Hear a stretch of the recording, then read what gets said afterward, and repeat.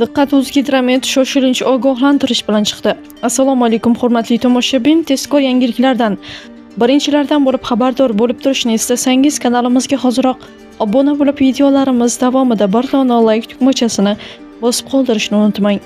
O'zgidromet ma'lumotiga ko'ra 3-yanvar kuni O'zbekistonning bir qator hududlarida ob-havo noqulay bo'lishi kutilmoqda. Kun davomida havo o'zgaruvchan bo'lib, ayrim viloyatlarda yomg'ir yog'ishi, ba'zi joylarda esa qorga aylanishi mumkin.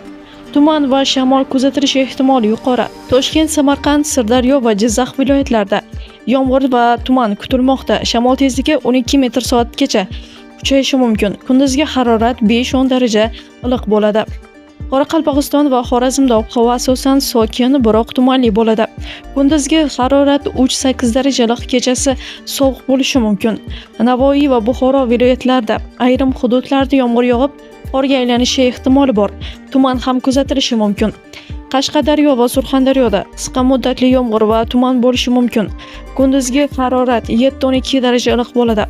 Andijon, Namangan va Farg'ona ob-havo nisbatan sokin, biroq 3-yanvar kuni yomg'ir yog'ishi ehtimoli mavjud.